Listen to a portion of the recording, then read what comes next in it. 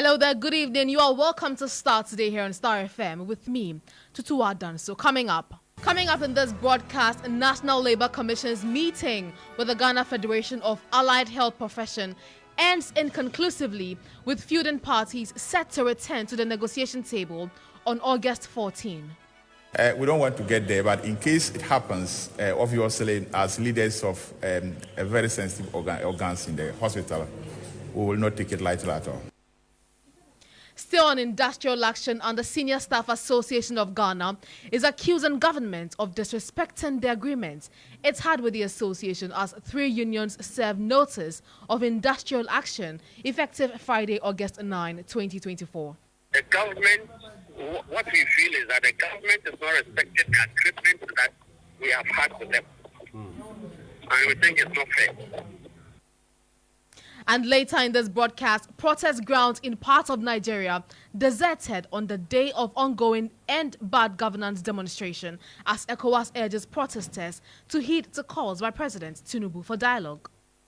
I hereby enjoin protesters and the organizers to suspend any further protest and create room for dialogue, which I have always acceded to at the slightest opportunity. Still ahead in this bulletin, National Democratic Congress insists the president does not have the authority to decide whether or not he will hand over power, following assurances by the president that he will hand over power to whoever wins the upcoming elections. Let me assure President Akufo-Addo that if Ghanaians vote for His Excellency John Dramani Mahama, it will not be his will to hand over. He will hand over. The will of the law will be given fidelity. The law is that if the MPP wins, let them maintain power. If the NDC wins, let them maintain power. And later, experts raised concern over demographic and health reports revealing children below 5 months not being breastfed exclusively. We'll be live at the Pediatric Society of Ghana. There are details of these and many other stories in this broadcast. Do stay.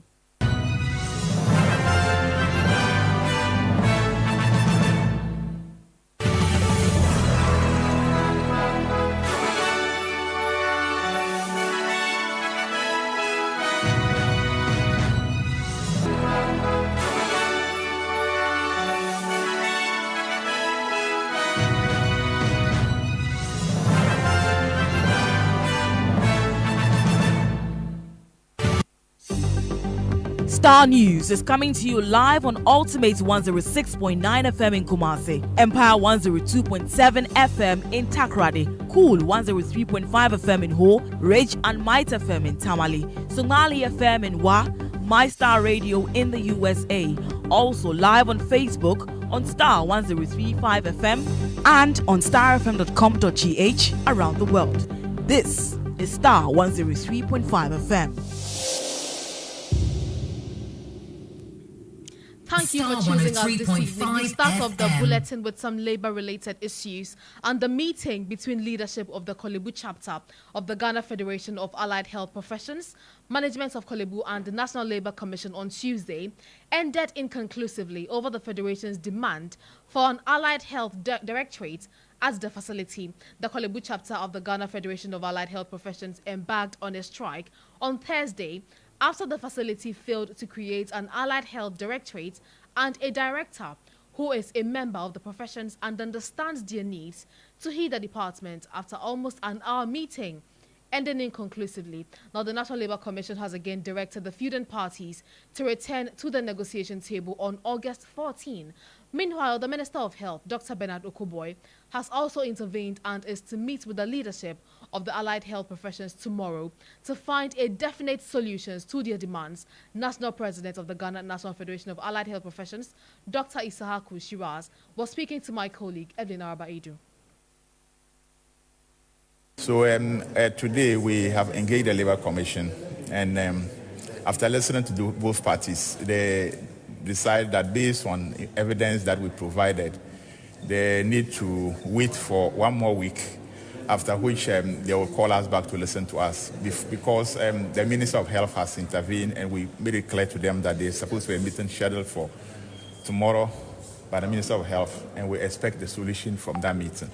So based on that evidence, they said we should hold on, and then after that meeting, We'll meet again on the 14th to update them on the outcome of the meeting tomorrow. Before I ask you if you're still going to go on with the strike, I want to know the evidence you presented. And to say the Minister of Health has intervened, what kinds of intervention? So based on the letter the Minister wrote to us, he gave us 7 working days to engage the board. And we are reliably informed that he has invited the board to a meeting tomorrow.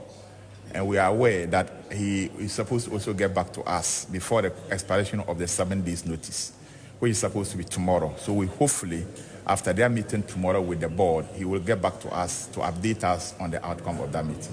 What are your expectations for the upcoming meeting? We have only one expectation. A director of Allied Health is created, and the minister, we believe, after engaging the board, will make a pronouncement to that effect. If that fails? We don't want to get there, but in case it happens, obviously, as leaders of a very sensitive organs in the hospital, we will not take it lightly at all. Now, the Deputy General Secretary of the Health Services Workers Union, Patricia Tutuwaa, and the General Secretary of the Medical Laboratory Professors Workers Union, Dr. Sifas Kofi Akoto, have also been speaking to Star News. Yeah, we want to assure our professional association members to exercise constraint because the minister himself is intervening to make sure that the issue is resolved. And therefore, we want them to be at peace as the minister and the Kolebu management and also the National Labour Commission facilitate the process. From our side, we expect our members to go back to work. They should continue working. This is more about engagement, and national leadership and the unions have taken over. So we assure them that at the end of the day, we'll bring them a favorable outcome. So they should continue to do their normal work as expected of them. Your last words. We don't need industrial agitations. And we want to send a humble appeal to the management of Kolebu Teaching Hospital and all state actors that balloons don't rise because of their colors. They rise because of what is inside them. And we believe that unique professions should be given the empowerment Starr and support 103.5 to grow. And there should FM. not be the situation where we'll be playing professional politics where people tend to favor others against the detriment of the other. So allied health of over 22 professions, they deserve adequate representation at the core management level, and that should be granted to them.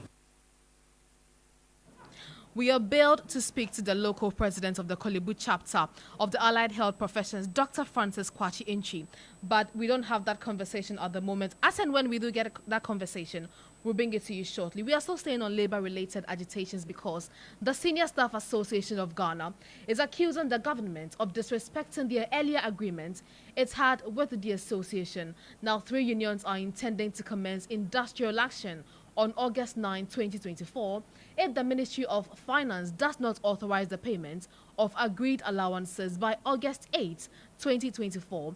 The unions involved in this potential strike are the Senior Staff Association, Universities of Ghana, the Federation of Senior Staff Association of Ghana, and the Teacher and Educational Workers Union of the Trade Union Congress.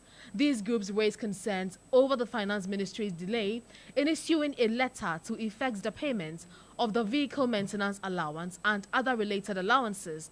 In a statement dated Monday, August 5, the unions issued an ultimatum to the government demanding that the allowances be settled by August 8 or they would embark on a strike the following day. They emphasized the urgency of the situation, highlighting their frustration with the government's inaction. The union accused the government of employing what they describe as the Machiavellian tactics to deny them their rightful dues. They stressed that their patients had worn thin and they were prepared to take necessary action to ensure their demands were met. The unions reiterated their commitment to protecting the rights and welfare of their members, urging government to act swiftly and avoid disturbances. You're still listening to Starr today here on Starr FM. We'll get some reactions from the labor-related issues as and when they become available. But let's head crossover and go to Nigeria because protest grounds in parts of Nigeria were deserted today on day 6 of the ongoing hashtag End Bad Governance demonstration as ECOWAS urges protesters to heed to calls by President Tinubu for dialogue. Now, the 10-day planned protest against hunger and economic hardship has seen reports of up to 13 people dead amidst increased accusations of excessive use of force by the police and military. But addressing Nigerians Sunday evening, August 4, President Bola Tinubu impressed upon the protesters to leave the streets and opts for dialogue to have their concerns heard. He also hinted his government will not countenance reports of looting that characterized the protest. Take a listen to the president. My fellow Nigerians, I speak to you today heart and sense of responsibility, aware of the turmoil and violent protests unleashed in some of our states. Notably, among the protesters were young Nigerians who desired a better and more progressive country where their dreams, hope, and personal aspiration will be fulfilled. I am especially pained by the loss of life Jigawa, Kano, Kaduna, and other states, the destruction of facilities in some states, and the wanton looting of supermarkets and shops, contrary to the promise of protest organizers that the protest will be peaceful across the country. The destruction of properties set us back as a nation, as scarce resources will be again used to restore. I commiserate with the families and relations of those who have died in the protest. We must stop further bloodshed, violence, and destruction. As the president of this country, I must ensure public order in line with the constitutional oath to protect the lives and property of every citizen. Our government will not stand idly by and allow a few political agenda to tear this nation apart. Under the circumstances, I hereby enjoin protesters and the organizers to suspend any further protest and create room for dialogue, which I have always acceded to at the slightest opportunity. Nigeria requires all hands on deck and need us all, regardless of age, party, religion, or other divides, to work together, reshaping our destiny as a nation. Meanwhile, the Economic Community of West African States, ECOWAS, Commission had admonished the protesters to heed to the President Tinubu's call. Here are excerpts of a statement issued this morning.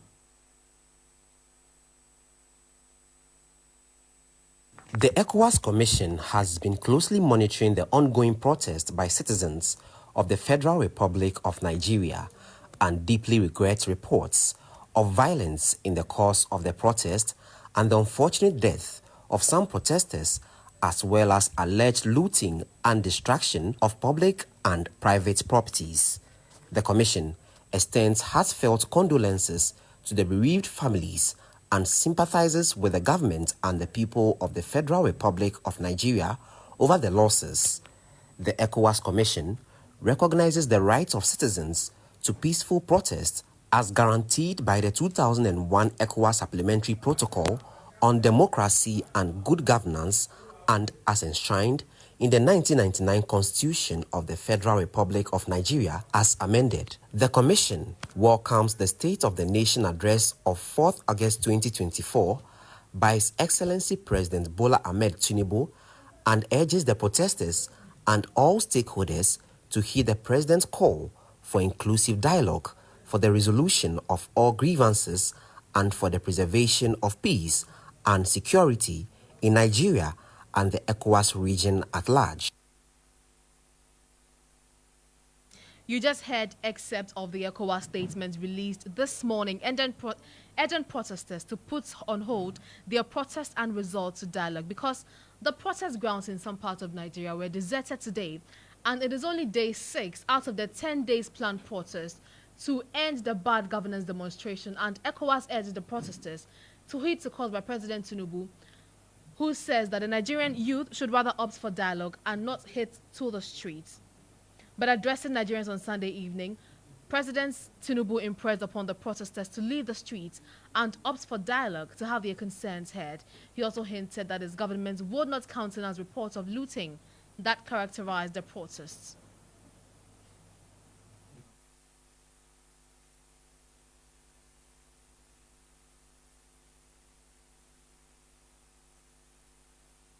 My fellow Nigerians, I speak to you today heart and sense of responsibility, aware of the turmoil and violent protests unleashed in some of our states.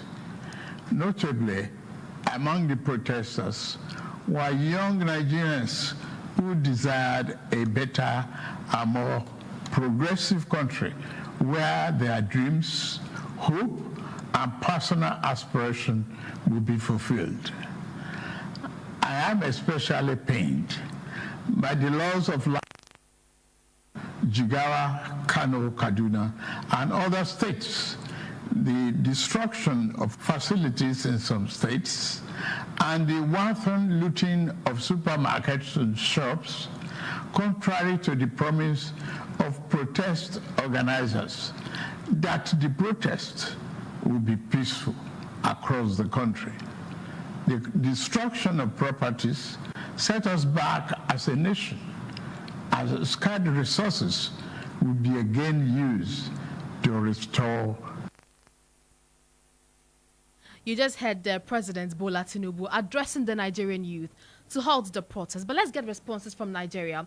And joining us over the phone lines is investigative reporter with FIJ Nigeria, Opeyemi Lawal. Thank you so much for your time this evening. What is the latest update on the 10-day protest? Hi, good evening. It's my pleasure to be here there. So, just like the presidential broadcast we just played, so far, the youth have said that they would not leave the streets unless the president of Nigeria attends to their demand. They've insisted that the president did not address their demand in the broadcast he made. And then I was on the protest ground yesterday. I hope you can hear me, please. I can hear you loud and clear. All right, great. So I was on the protest ground yesterday to speak with protesters, conveners of this end bad governance movement, and they said that none of the issues addressed by the president on Sunday when he addressed the nation spoke about the demands of the youth. What are the youth demanding? They are demanding a reversal of the hike in fuel price, a reversal of electricity tariffs. They are demanding that government officials be placed on minimum wage. They are demanding stability in the Nigerian economy. And the president did not address any of those things according to them. So they are saying that they would not leave the streets even after 10 days. The protests are scheduled for 10 days. Even after 10 days, if the president does not attend to their demands or even address them, they will remain on the streets. Right. They are insisting that they will not leave the streets. But I read to my listeners earlier that there were some reports of the protest grounds being deserted. How true is this? There were some reports that what? That the protest ground has been deserted. There has been a reduction in the numbers that's as compared to the numbers that started the protests. Oh, yes. After the president addressed the nation on Sunday, a lot of protesters stayed back home, thinking that the protest would not continue. So largely, you can say that the crowd has dwindled.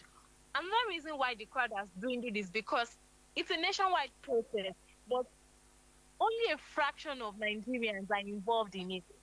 you see if you go to the protest group, for instance, in Lagos, you see cars moving about. It's a busy highway. People are going about their job. Nobody cares about what is happening. It's just a few people who are saying that the president must listen to, and every single day the crowd dwindles. Also, another reason why the crowd reduces is because the government has been using thugs. We call them thugs in this part of the world to harass people who protest. Like today, journalists and protesters were arrested in Lagos. They were harassed. Sorry, they were not arrested. They were harassed in Lagos for remaining on the protest ground. On Sunday, shortly after the presidential broadcast, thugs also went to the protest ground to beat and harass protesters, including journalists, saying that the president has addressed the nation. You have no reason to remain on the street. So all of these factors are the reason why everyday people come out. The number of protesters shrink. It shrinks to a sizable number every single day. Right. So we also understand that some number of lives have been lost. How many lives have been lost in this protests? So far, some people are saying 30, some people are saying 40. I cannot exactly confirm how many people have been killed. I can't exactly confirm, but the range is between 30 to 40. However, it's not absolute.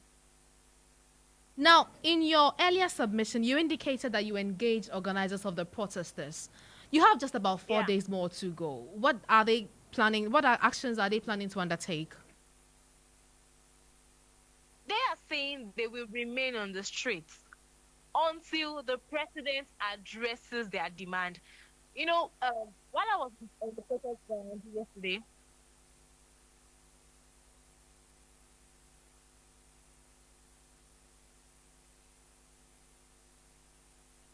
Opeyemi, I, for purposes of clarity, I'd like to repeat that point again.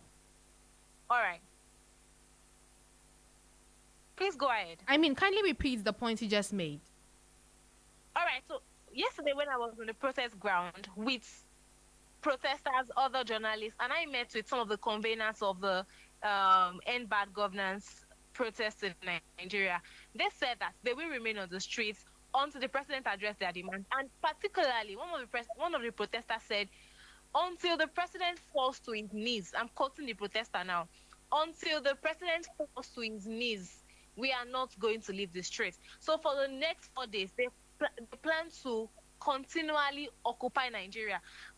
It might also interest you that one of the decisions they are also planning to make, or one of the things I heard them say yesterday, was they would go to the houses of other Nigerians and convince them to come out to protest against the government, because it's not just their movement, it's a national movement, and every Nigerian has to be involved.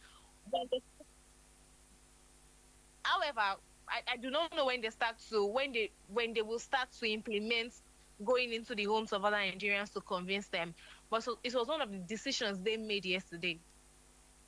How do the protesters on the streets now feel about the fact that others have withdrawn? Do they feel like it gives us a sense of betrayal? There's a sense of betrayal, but they are just trying to get some reaction on this development, and we are joined by the Dean of the Ghana Armed Forces. Or we are yet to be joined by the Dean of the Ghana Armed Forces, Staff College and International Relations experts, Professor Vladimir Inchi Danso, for more on this development.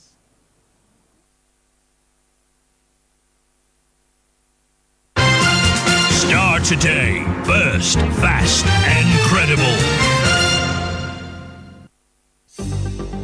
Starr News is coming to you live on Ultimate 106.9 FM in Kumasi, Empire 102.7 FM in Takrady, Cool 103.5 FM in Ho, Ridge and Might FM in Tamale, Sonali FM in Wa, My Star Radio in the USA. Also live on Facebook on Starr 103.5 FM and on starfm.com.gh around the world. This is Starr 103.5 FM.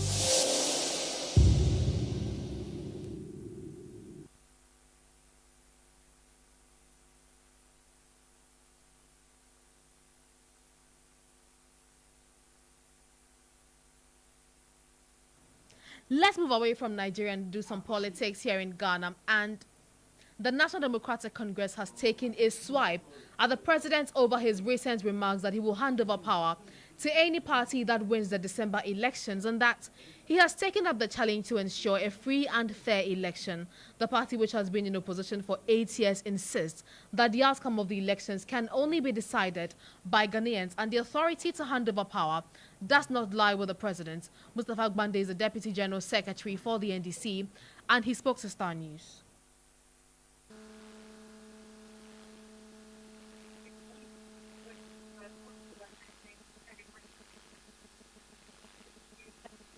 Before we bring you the sound for this particular story, let's go back to our earlier issue on the labor-related agitation. And we've been joined by George Ansong Yelibo, who is the National Chairman of the Senior Staff Association, Universities of Ghana, for clarity and reactions on the industrial action. Thank you so much for your time, sir. Welcome. How urgent are these allowances without which you have vowed not to return to work?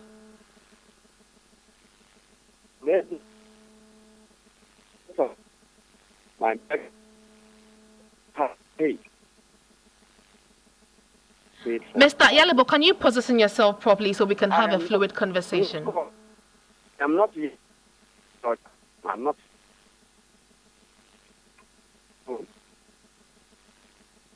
Hello. Hi, sir. We can hear you now. I am. Hello.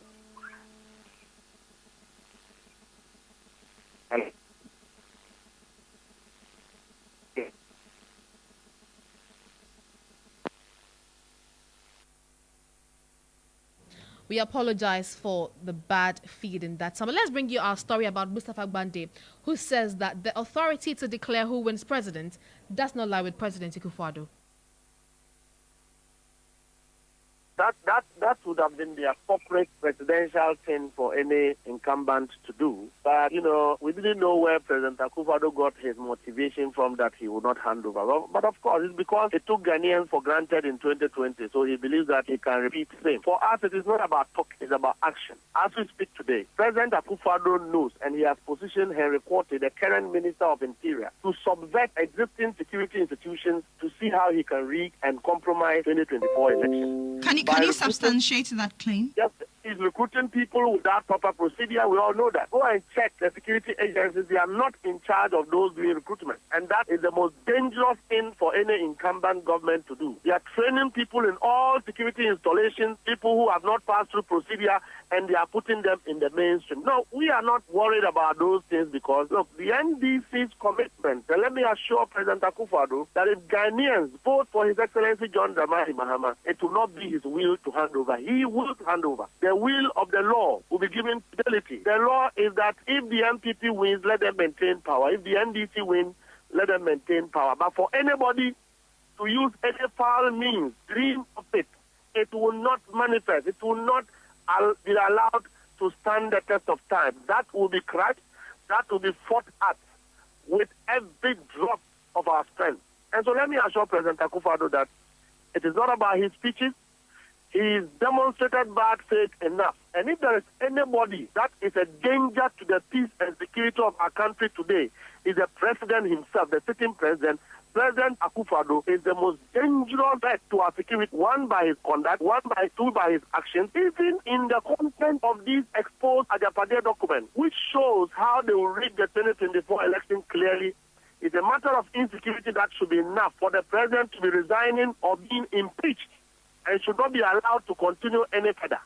But yet, because we tolerate some of these things, we are waiting for 2024. Let me ask but the president has turned around to say, well, as a believer in democracy, whoever emerges winner, I will gladly hand over power. Shouldn't that be welcoming to you as the NDC? But are you not shocked? How are you not shocked that yesterday of all days, the president used the opportunity he had to stage a debate of how to enlighten his father's name and his heritage, other than consoling with the hardship of Ghanaians? I don't take this president and what he says seriously, because President Akufo-Addo have demonstrated a lot of bad faith. 2020 election. This is the man who supervised people being killed for him to be a president. He supervised blood being shed, and indeed, it was shed for him to be president. This is the man who did everything to manipulate the system. He he thinks that there is a chance for that to repeat itself in 2024. Let me assure him that if Ghanaians vote for President Mahama, he will be a president. President Mahama will be declared president lawfully and legally. And no one, it doesn't matter what system they put in place, it doesn't matter how much money they want to use to manipulate the system, right. But if it is unlawful, it will not be allowed to see the test of time. Well, political scientist Dr. Starr has, however, welcomed the shift in the president's tone. President is a human being like you and I, and maybe he has reflected on Aristotle said that the unexamined life is not worth living. So anything you do or say at a point in time, you assess yourself. Self-introspection is critical, right? Because one foundation of politics is virtue, and it comes out of some of these. So you need that. Now he has changed the discourse to mean that he will ensure that there's free and fair election. It is his duty. He cannot shirk that responsibility, right? Because we won that. This country, since January 7, 1993, we swore an oath that we will chart the path of democracy and that we will support the tenets of the democracy, including elections, and we are not looking at any other election than free and fair election. The president has set the tone for a beautiful conversation. But you see, we need something that goes beyond mere saying that to ensure that there is free and fair election. We need to walk the talk. You should come out with more assuring messages. We saw shooting and killing in the last election. What is he saying about that? What is he promising us in that respect? And that is what we want to hear from him. Still on election-related issues this evening, and the Member of Parliament for the Lejokuku constituency, Benjamin Ayiku, has challenged Dr. Bernard Okoboy to produce evidence of the work he did for the people when he was their MP. Well, according to him, Dr. Okoboy, who is currently the health minister and doubles as the New Patriotic Party's parliamentary candidate for the area, is also not a threat to his re-election bid. Now, Benjamin Ayiku, the MP for the area, who was speaking to Starr News on the sidelines of the Global Legacy Network Foundation's graduation ceremony at Teshi, said this is his mandate and his people will renew same at the end of the 2024 December polls. No, never at all. I'm very, very focused. Posters, billboards, they don't vote. Places that have done some governmental projects, there are people there to attest to it. So I'm not scared. I'm very focused. You can see the pictures that he's displaying all. It's within this time. We want him to display what he has done when he was given the mandate 4 years ago. Not now. This one time, this one period, this is my mandate. So brother, we are very focused. Myself and my team are very focused. And we know we are doing things that the people themselves are looking for. Let's switch camp and move to the New Patriotic Party, where the former members of Parliament and the New Patriotic Party have come together to declare their unwavering support for the party's flag bearer, Dr. Mahamudu Bawumia, in the upcoming presidential and parliamentary election. Now, former lawmakers who served in various parliamentary terms have pledged to rally behind the flag bearer and work tirelessly to ensure the party's victory, thereby breaking the 8-year cycle. In a statement issued and signed by the caucus chairman, Benjamin Aye, he noted that the leadership of the former NP's zonal and regional coordinators had their maiden meeting on Tuesday, July 23, to set up structures and clearly define the role they will play before, during and after the 2024 general election.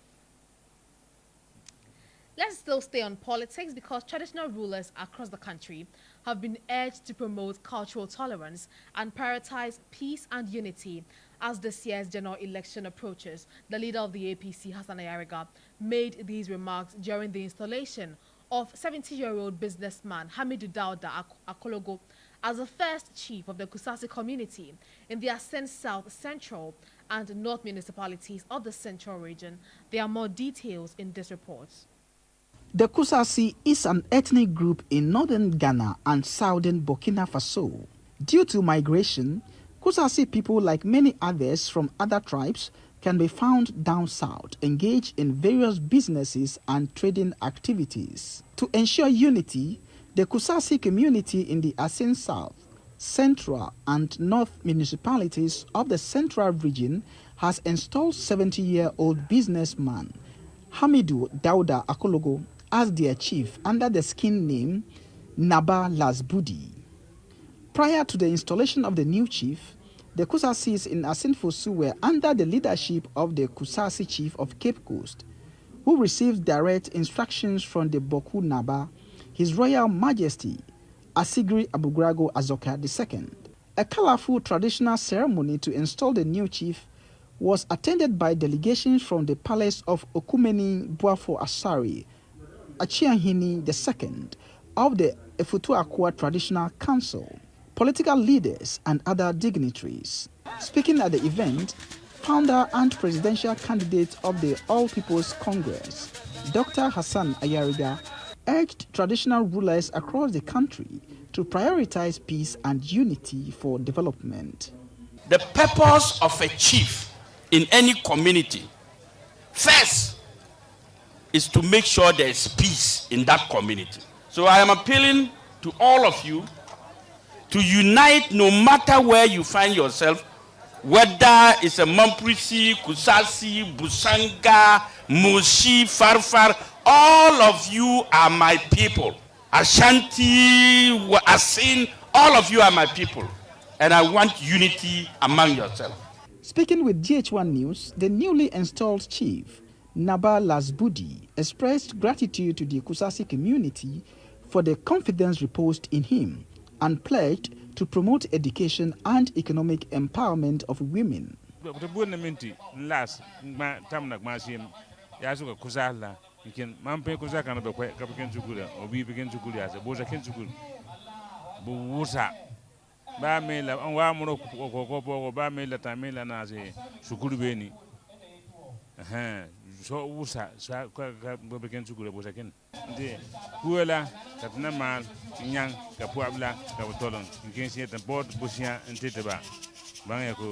The Upper East Coordinator of Chiefs in the Central Region, Alhaji Apam Nuhu I, expressed his displeasure at foreign influence on the Kusao culture.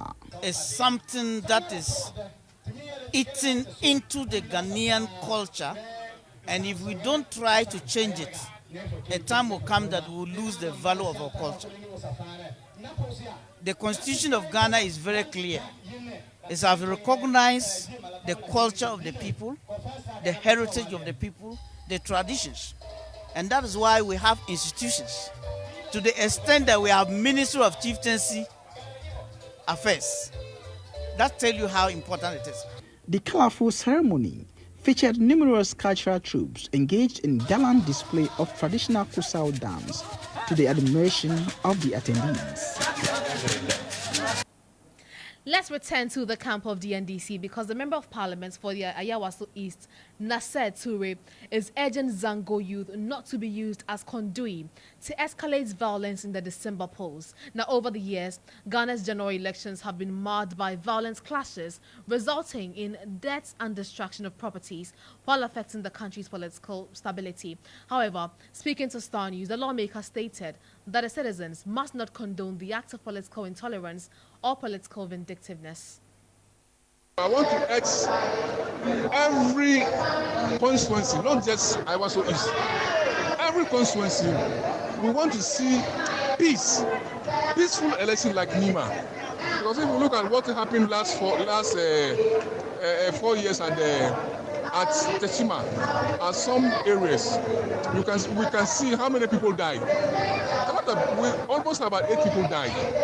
And even the president has never even come out and say anything about it. So we are pleading to the youth that they should make sure this election should be one of the peace. Because we want to win them. We don't want to see any violence. To say, oh, we will use some violence to win them. No. We want this election to be peaceful election. We win them hands down, so that they themselves, they know that, yes, NDC has won the election massively. Let's be patient. Let's tell our people, we should, no violence, no fights. Go and vote. When you vote, find somewhere around the area and wait there, because this time we are not going home. After voting, you will be around. Away from the quarters of the NDC, career diplomat Ambassador Daniel Ohene-Ajekum has described the controversial Ejapadia book in circulation as authentic, contradicting claims by Ochihene, Gabi Ochredako and President Akufo-Addo that it is a fabrication. Addressing a news conference in Kumasi, Ambassador Ohene-Ajekum emphasized that unlike previous allegations made against President Akufo-Addo, which lacked factual basis, the Ejapadia book has substantial evidence to support its authenticity. Akufo-Addo said, this book is being published just to tarnish the name of his party. An attempt, he claims, by the opposition to destroy, just as he claims the opposition sought at that time to tarnish the name of my own senior brother, the former president, His Excellency John Agyekum Kufuor. Akufo-Addo states that he was accused of being arrested in London, and that secondly, he was accused, in his own words, of killing his wife. And then he moves on to say, similarly, as we approach the next election, the opposition party to which I belong is making yet another attempt to destroy his image. Now, let me say this. It is appropriate for me to draw the attention of the good people of this country to this document and to state categorically that this document is authentic and it represents a very diabolical scheme by a small group of individuals from Chibi. He also alleges that the book was leaked by a member within the Achim Ibuakwa state and that he received a copy before the 2020 general election.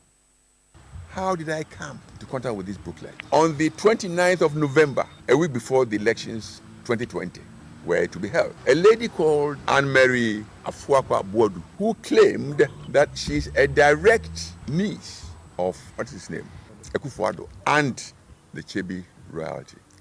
And she was seeking to have the address of our leader, John Dramani Mahama, and Professor Jane Nana Opoku-Agyeman. He was speaking from London. And that is the first time, 29th November, a week or so before the election 2020, that I got to know this, or got to know about this booklet, that it ever existed. However, I have documents prior to the publication of this document from 2007 and 8, which was not in this bound form, but nevertheless, essentially stating the same story here. Well, the NPP has been responding to some of these claims around the book, and Ashanti Regional Chairman of the New Patriotic Party, Bernard Enchibo-Isiako, also known as Chairman Wuntumi, claims the book was written by the running mate of the NDC, Professor Nana Jane Opoku-Agyeman. He was speaking on our sister station, Ebusia FM. TSC asema abaye yene kwadwo afidie so mefa na media atwam masra Ghana for se ne Chairman Wuntumi mi Ebusia FM ajapade ne hwanhwa ye omoka ho asem nyina na betwum ne me wia metwam ena matwam mi stopping ne adi ye bekwa ajapade no me say ajapade no matwam ne what I say because ajapade no aye na Opoku-Agyeman na twro sa book no enu tin wan fa ne sanse no opa hwo no book a wo twro ye na fa hwe nsam a do ma ama beka ye wuti ko for time aye the same thing on be ye na sa wutimi nya oba wuti ase wanyini na ne tirimo den na otimi ba twro bibi sei awa bra akobia ne ka wunyini a na woniema bia wo ye bia no na ka wo hwe.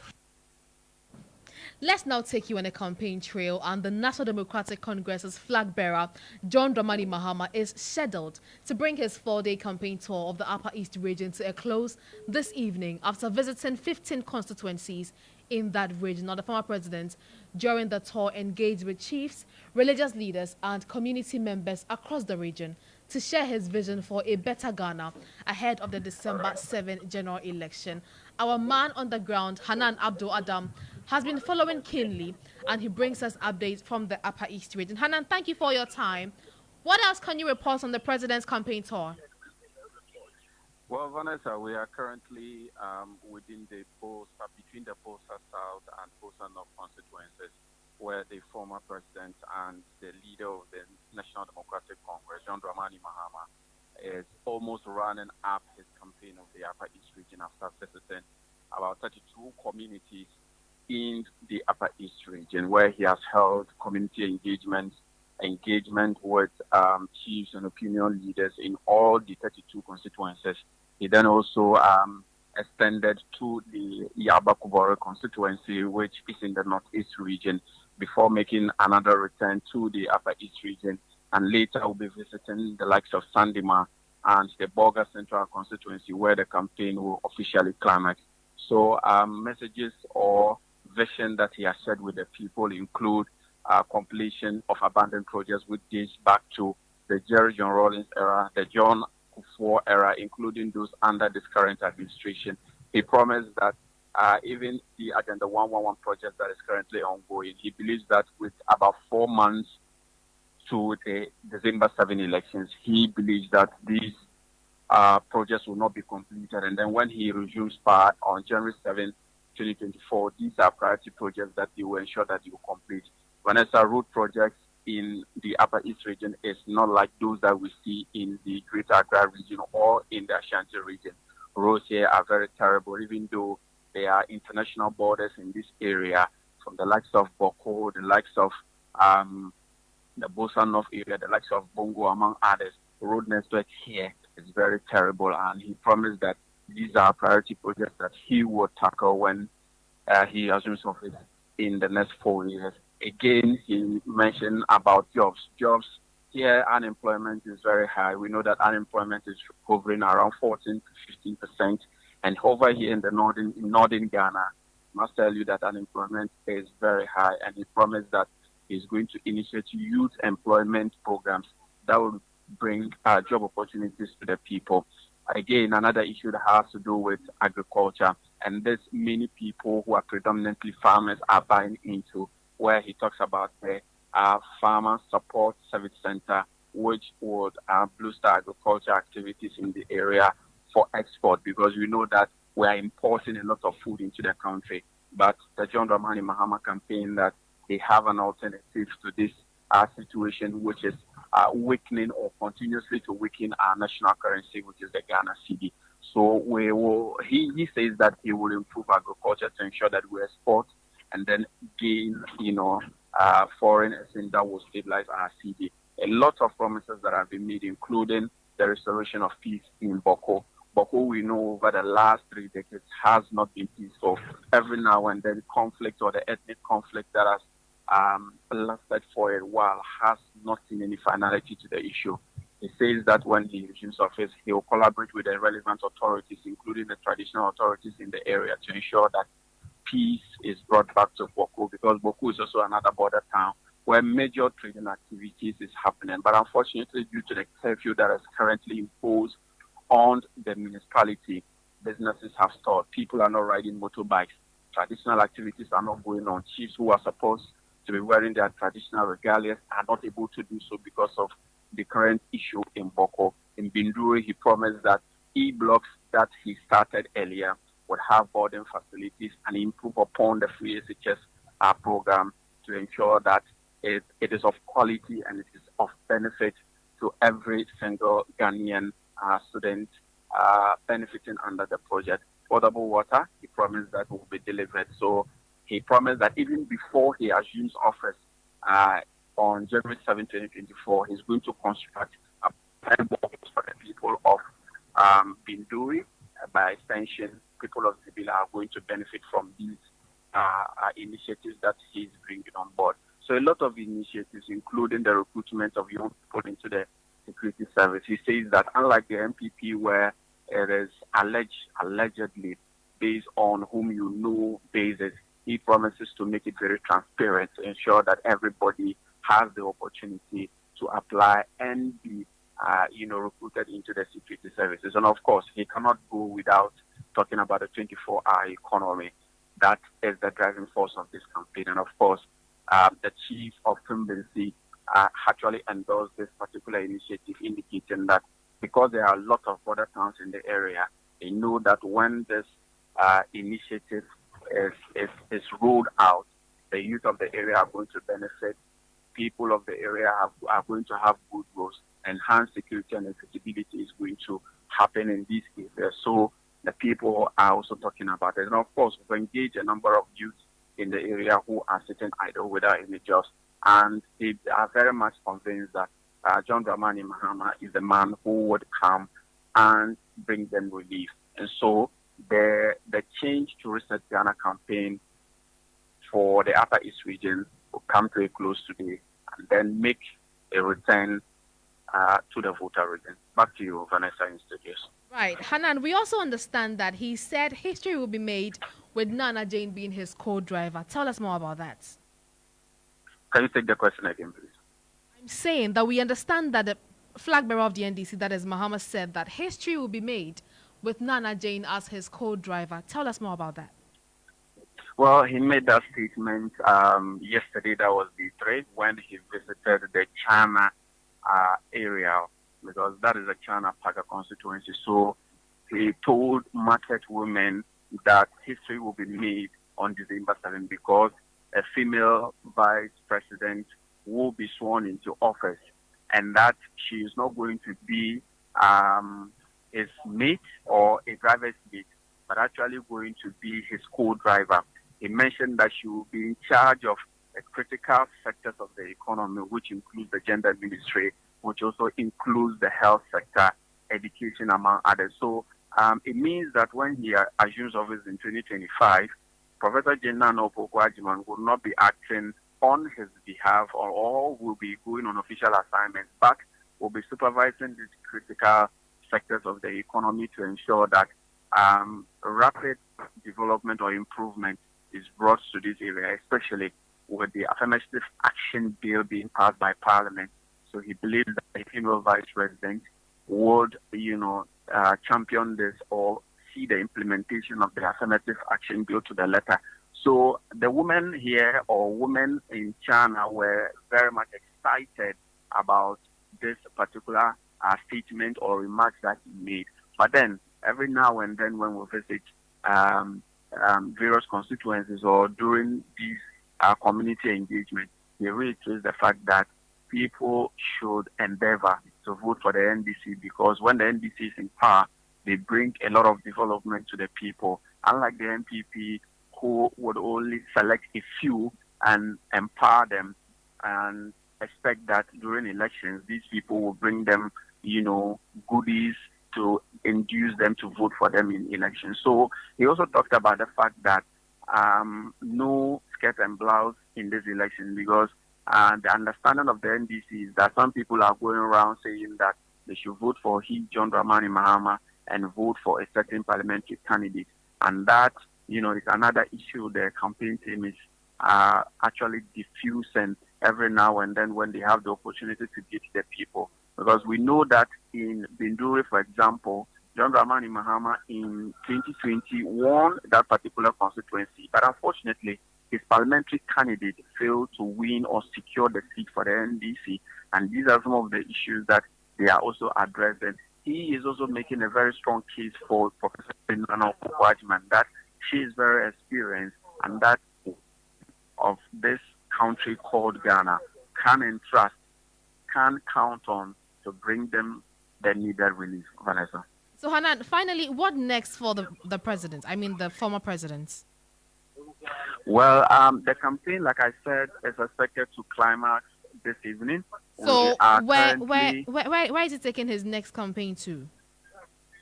Well, from the Upper East region, tomorrow he's expected to do a brief media engagement before we make our way back to Accra. And from Accra, he's expected to make his way to the voter region to continue with the Change to Reset Ghana campaign tour. So the voter region expect the campaign trail to be there from Monday through to Wednesday. So it's going to be a 3-day campaign tour of the voter region.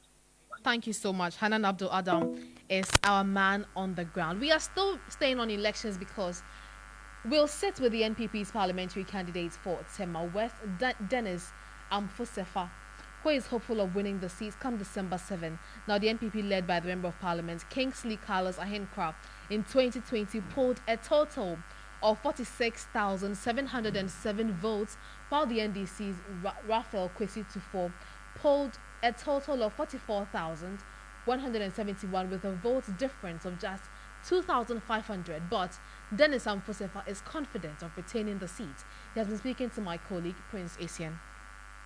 After primaries, I think that the campaign has been wonderfully well than I even expected. And the point is, after engaging major stakeholders within the constituency, I've been able to shift the post now, because mind you, the NDC elected their candidate 1 year before I was elected as a candidate of the NPP.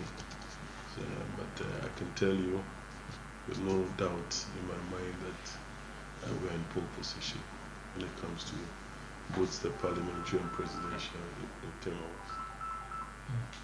West. Tema West is a constituency to watch in the upcoming general election. You have been the former constituency chairman for Tema West. What was the vote margin and how confident are you considering the vote margin? Okay, so in 2016, Honorable Carlos Ahenkra emerged as a candidate for the NPP.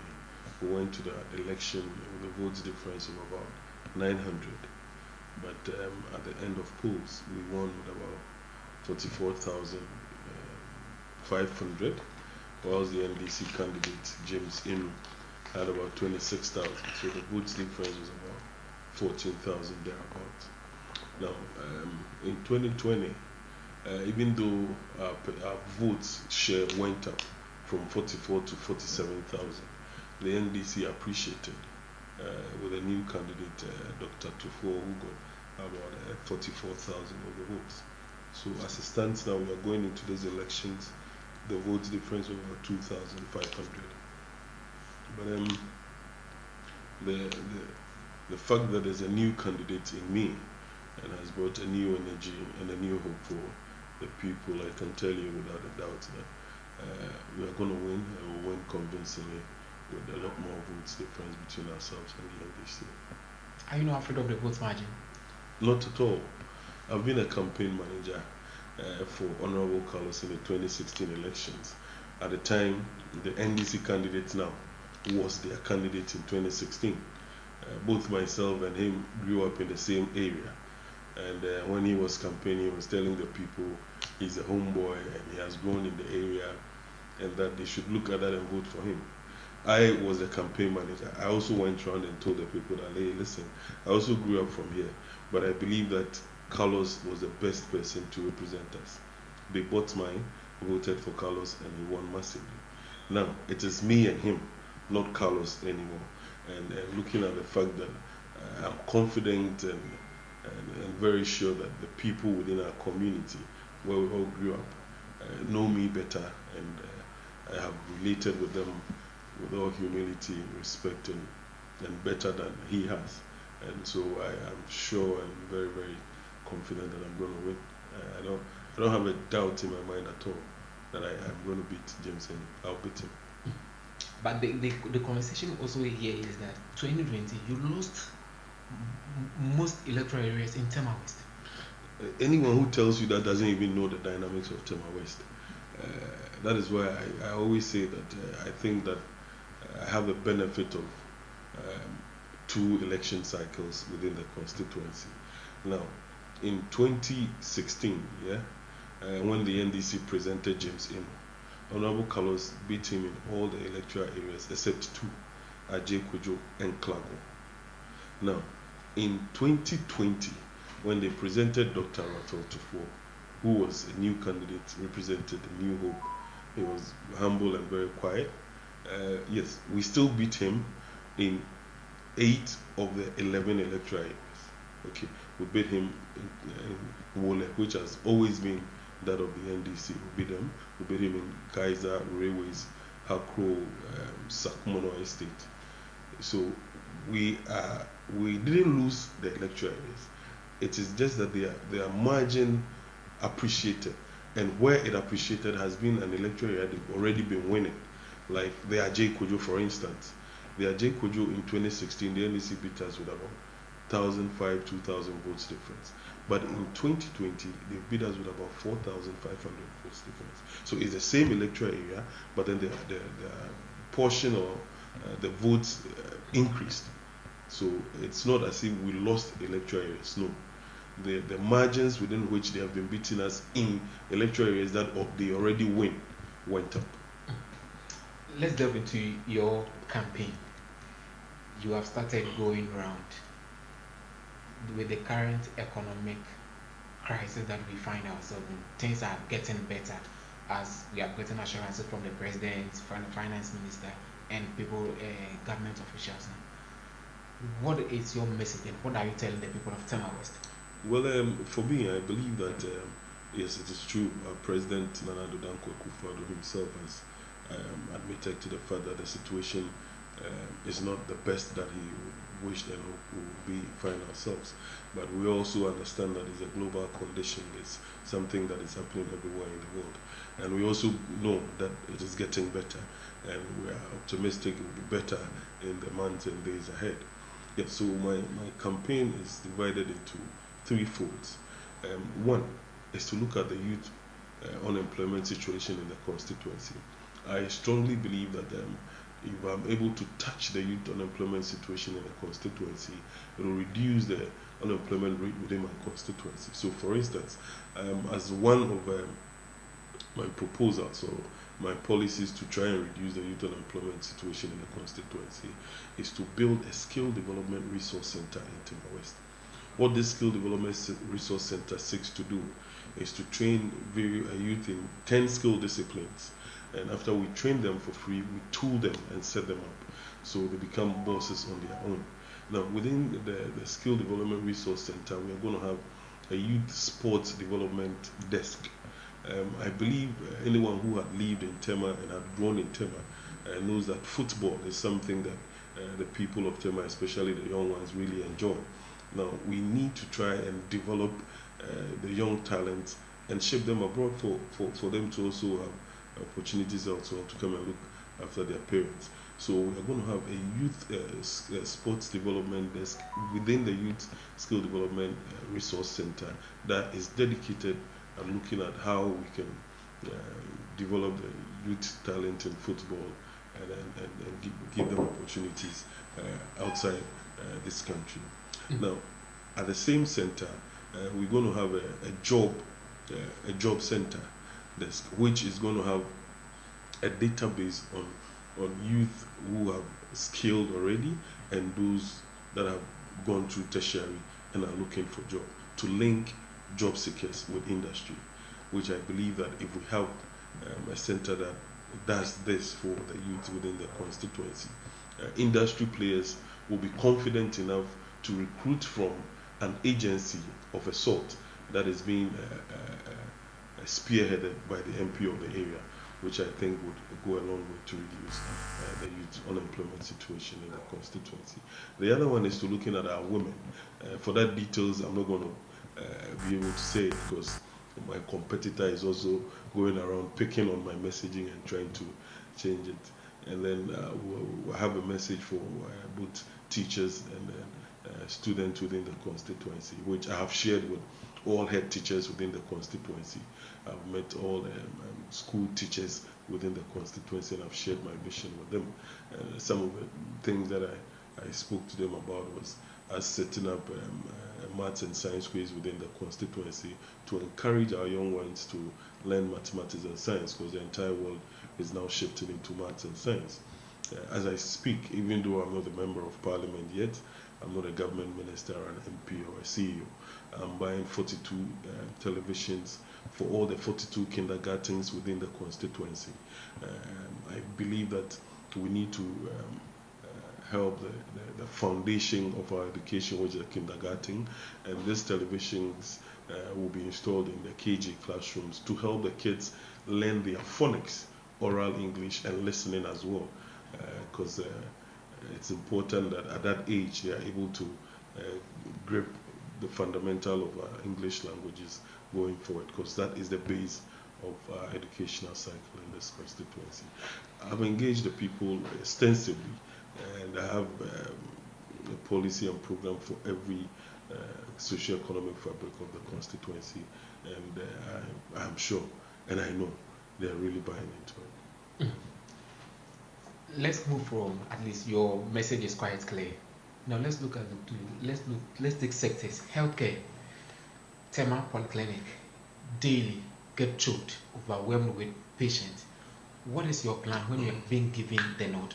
Okay, so when it comes to healthcare, I think that in that department, the entire constituency is not in the best. If you look at the fact that the entire Tema has one polyclinic and we have one general hospital. The general hospital was supposed to be a referral hospital that will take cases from the primary health providers that are overwhelming to them to the general hospital. But as it stands now, the referral hospital has now been turned into a primary health facility. Government, through the Agenda 111, plans to put up a municipal hospital within the Tespo Market Enclave on the Spintex Road in Bachona. Now, I know that sod has been cut, contractor is currently on site, that they're trying to put the place in shape. As one of the policy or the programs that I discussed with the health sector workers within my constituency is to try and push government to give a facelift to the Tema Polyclinic and turn it into a municipal clinic and give them all the facilities that it does deserve, because that clinic serves both Tema West, East, and Central. That is the only polyclinic within the Tema Enclave. And I know that we have the land is there, so we can quickly push government to turn that hospital into a municipal hospital and change its current status. Let's look at security. What are your plans? Well, with security, I can tell you without a doubt that Tema West has one of the best infrastructure when it comes to security services. If you go to Committee 2 now, Committee 2 used to be a district police office, which had about a four-bedroom house that was turned into a police station. But for Honorable Irina Toshi, the former MP, who is administrator of the Common Fund, that hospital, that police station has been turned into a district hospital with a huge edifice that serves both as a district and a divisional police station. The current MP, Honorable Carlos Ahenkra, also has donated 2 brand new pickups, Nissan Navara for the Tema West Police Directorate. He's also giving them motorbikes that serves to help mobility of the police officers within the constituency. What we seek to do is rather to engage and tool the police the more. I've also met all the police commanders, men, women within the constituency. I've met the Committee 2 district and division, I've met the Bachona division, and have listened to some of the concerns and have noted them now. I did that because I told them, even though I have a plan, I would also want to know what they want, so that if I become the MP, it becomes easier for us to synchronize both my plan and what they want, so that we get the best out of it. Let me take you back a bit. After the primaries, you know, whenever you go into primaries, there's this kind of division. I'm supporting this candidate, I'm supporting that candidate. Have you been able to bring or have you been able to sort all these internal, let me use the word dispute? Well, I think that Tema West has not, for a long time, has not had a smooth primaries like what we had in February. It has also not happened that a sitting member of parliament decides not to contest or to seek re-election and leaves the stage for new faces to come and contest amongst themselves, and the one elected leads and spearheads the campaign. I can strongly tell you that there is no division in the Tema West constituency. We went into a primaries where the sitting MP was not involved in the primaries. There was 2 contestants. I won with about 75% of the votes. And after the elections, irrespective of who voted for who supported who, everybody is on board trying to prosecute both the parliamentary and the presidential campaign to a successful end. With your vision to give young people jobs, well decent, and then skills training, how many are you targeting? Well, because it's a policy that is well thought through. Because I know that they're going to be in phases, so yes, it's thought through. We picked 10 skill disciplines, and in each discipline we want to train 100.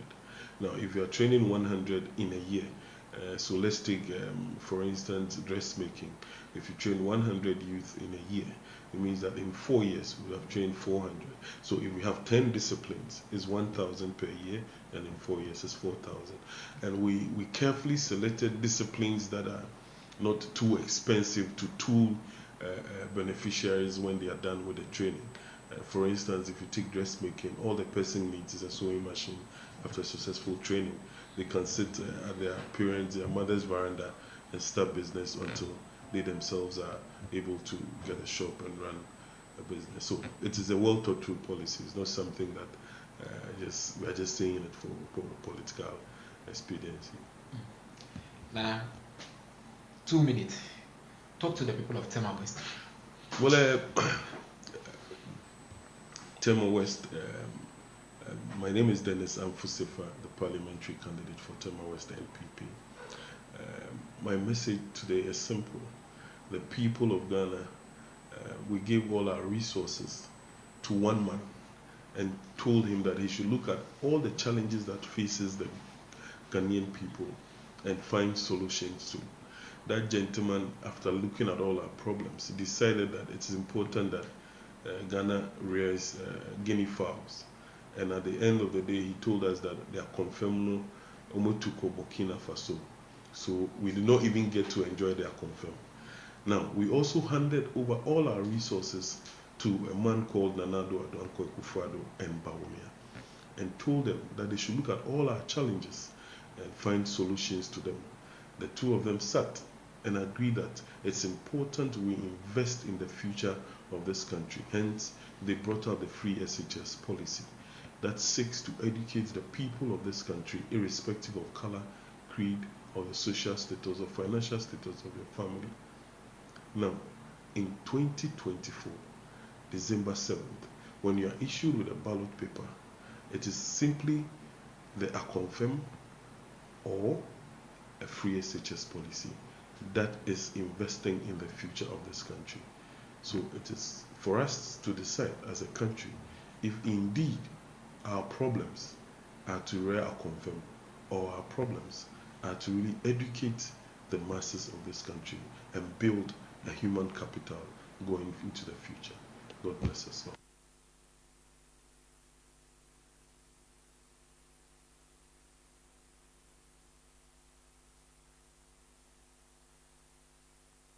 You just heard the NPP's parliamentary candidates for Tema West, Dennis Amfusifa, also known as Nana Boachi, in an interview with my colleague Prince Essien on the campaign trail.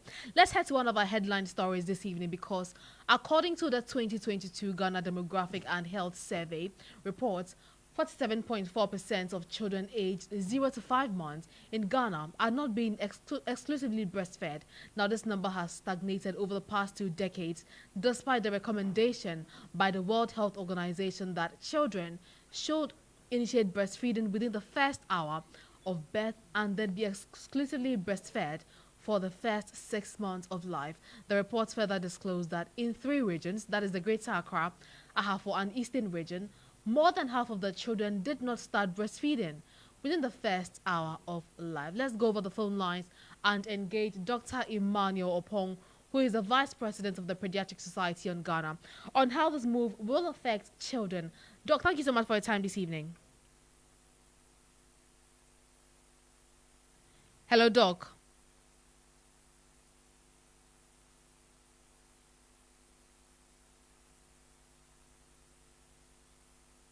Hello. Thank you so much for your time this evening. Now, how worrying is this trend? I mean, looking at the fact that this report shows a You have stagnation or 1 an minute exclusive remaining. breastfeeding for almost Yes. 2 decades. Yes. Can I be heard? Yes, you can. All right. Thank you and good evening, Ghana. When it comes to the breastfeeding rate in Ghana, yes. Yes. So breastfeeding rate has stagnated. Our best rate was 53% somewhere in 2008. We have a target of reaching about 70% of our mothers being able to establish and continue exclusive breastfeeding for the first 6 months. And we have stagnated around 52, 53% for a while. We apologize for that network interruption there. That was Dr. Emmanuel Opon, who is the Vice President of the Pediatric Society of Ghana, seeking to give us clarity on what the absence of exclusive breastfeeding will be, or the damage that it will cause to children within the first 6 months of their lives.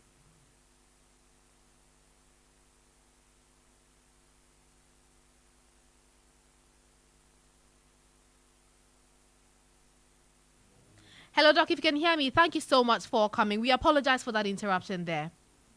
That's all right. Great. Yes. Can Ghana hear me? Ghana can hear you loud and clear. Yes. The implication of us stagnating at this breastfeeding rate for almost a decade is that we have a target.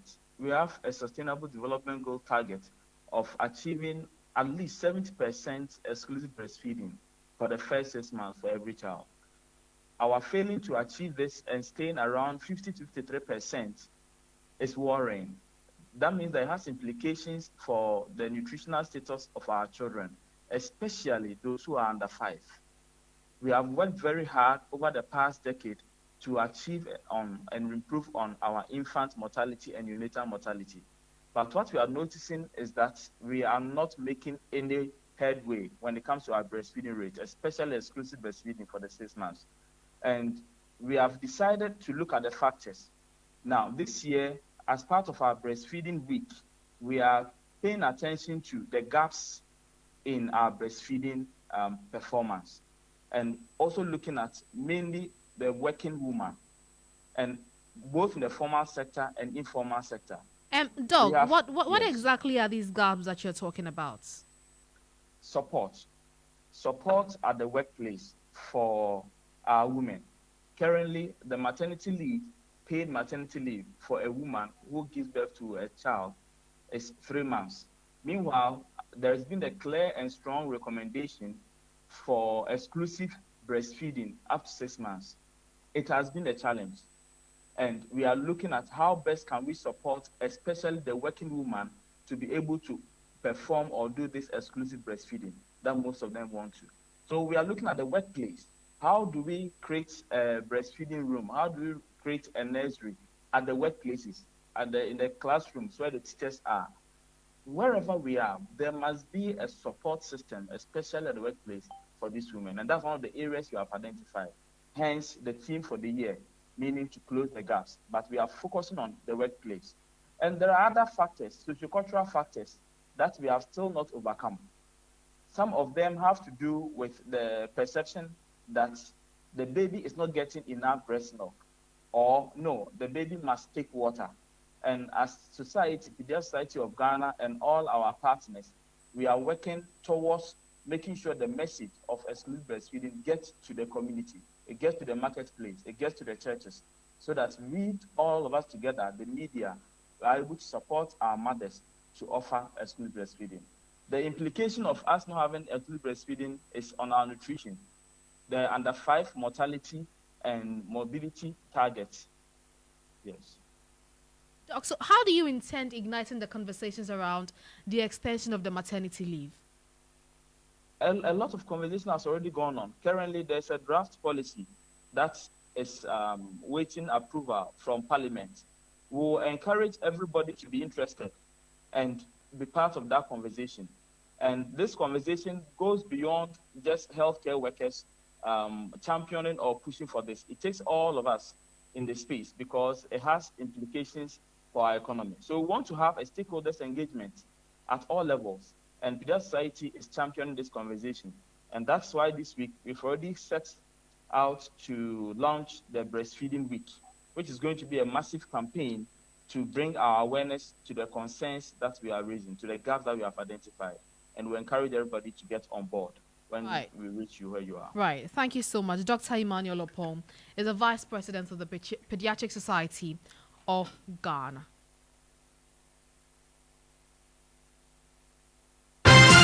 Starr today. First, fast, and credible. This is still Starr today here on Starr FM, and I am Tutuwaa Danso. So let's do sports now. And today I'm excited because there's some news about Ghana in the Olympics finally. Benghazi, good evening. Well, the way you said finally, it's as though Ghana has gotten a medal or so. We haven't. At least there's some news. We have been in the news. That one day we have been in the news, but it hasn't been to my satisfaction. Okay, I'm not too sure if this would be anyway. Now, Ghana's final chance of making an appearance at an event final at the ongoing Olympic Games rests on the men's 4x100 meter relay team. Now, the team is scheduled to run in the semi-finals of the particular event on Thursday, that's 8th August at 9:35 GMT, that's in the morning. Second heat for a place in the final. The top 3 finishers in each of the 2 heats will qualify automatically to the finals, with the teams with the fastest times in non-automatic sports progressing to join them in the finals. Now listen to this. Ghana's team made up of Ibrahim Fuseni, Benjamin Azamati, Isaac Botiu, and Joseph Polamo have been placed in lane 3 in the A-team event in the second heat. Now Team Ghana will compete with, listen to this, in lane 2, Liberia, lane 3 is Ghana, lane 4, Brazil, lane 5, China. Lane 6, Canada. Lane 7, France. Lane 8, Jamaica. And lane 9, Germany. These are going to be our opponents in our heat in the relay team or relay event on Thursday at 9:35 in the morning. 3 are qualifying automatically, and then the fastest will also join them. So the 3 from this particular heat we find ourselves in, which teams will be it? Again, Liberia, Ghana, Brazil, China, Canada, France, Jamaica, and Germany are the 8 teams that are going to be in this relay with Ghana in there. Right, but even if we are placed 5th, is that something worth celebrating? So let me repeat. 3, the first 3 will qualify automatically from each of the 2 events. There are 2 heats. So that will mean 6. Meanwhile, there are 9 lanes at this championship. So it means there will be 3 more spots or slots left. They will pick these 3 from the losers from the first 3, the fastest times. It doesn't matter the heat you are in. Fastest times, you qualify automatically into the final. So there's a chance Ghana may not finish in the first 3, but if our time is good enough as compared to what the other times the other nations will make, can see us progress to the finals of the relay event that's on Thursday. That's what it simply means. But there's also a possibility that we may finish in the first 3. You are too, of course, I mean, it is there. I'm not pessimistic. For the country. I'm not pessimistic. I am a realist. Oh. I have said severally that Ghana's best chance of appearing in the final at this year's events were with 2 events, or in 2 events. Okay. The relay and then the high jump for Rose Amwenima Yabua. Okay. She missed out for the reasons some of us are very much aware of why she missed out on doing that. But for the relay, we can. But sometimes, and we will. Sometimes the most important thing about the relays is the baton changing and how smooth yours is. If you make a mistake, that's it for you. So but I understand your concern, but you have also paid attention to these athletes for some time. You know that they can. Of course, once the baton changing is smooth on the part of our Ghanaian men, I know for a fact the worst for them will be a top 4 finish in the semi-finals or the heats. And once you're in the top 4, likelihood of you progressing is that high. And once they have nations like Jamaica, you have Canada in there, it means that it's going to be a very fast heat. But the danger is that in the other heats, you're going to have the likes of USA, Japan, Great Britain, who are also dominant forces in there. And they also push their heats in a very fast, or finish in a very fast time. So Bottom line is that our guys must run at a very good pace, and then the baton changing must be swift, so that we are either in the first three or we come part of the fastest times to also qualify for the finals. Right. That's the story, first one there for you. But let's go on to other stories now. Where the Obara Stadium will be hosting the Black Stars AFCON qualifier next month against Angola. The Stars will host Angola on Thursday, September 5 in Kumasi before traveling to Morocco to play Niger in their second Group F game on Monday, 9th September.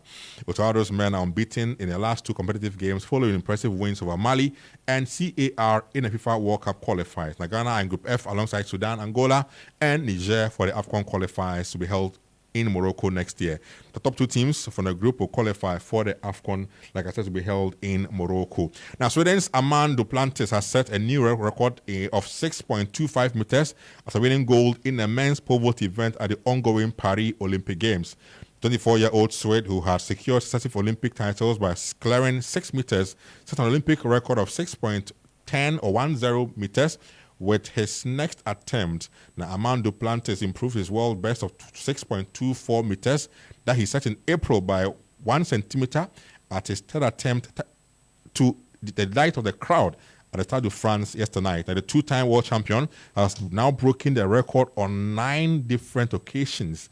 Now, Olympic pole vault champion Armand Duplantis, speaking after the event, said that he had to be pretty much perfect to set a new record of 6.25 meters last night.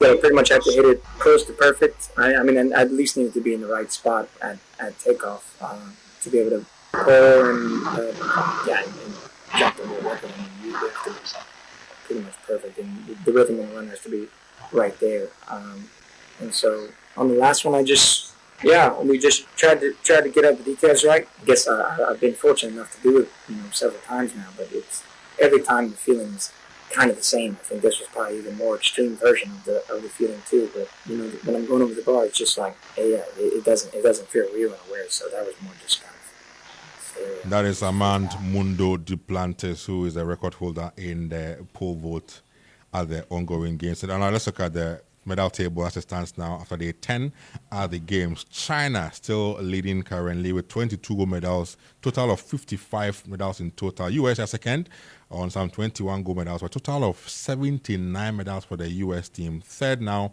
is Australia on some 14 gold medals, total of 34 medals for the Aussies. And that's it for our sports this evening.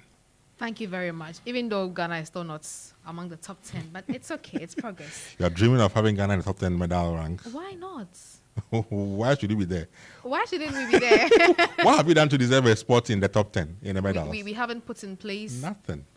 Is it? Nothing. Right. I see. That is my colleague Benjamin Yama, also known as Ben Ghazi, with the latest in sports there. Starr today. First, fast, and credible. Let's get some updates from the foreign front now. And the Vice President of the United States of America, Kamala Harris, has made her first major decision as the Democratic presidential nominee by selecting Governor Tim Wise of Minnesota, an experienced politician with a record of progressive governance, as her 2024 running mate. While since being selected as governor in 2018 and 2022, Wells has pursued an ambitious progressive policy agenda. He enacted a legislation that guaranteed paid medical and family leave, legalized cannabis, provided free school lunches, and implemented new gun control measures. The decision was made ahead of their rally in Philadelphia, hoping that the Democrats will resonate with swing voters in key states like Wisconsin and Michigan, while energizing the party's base.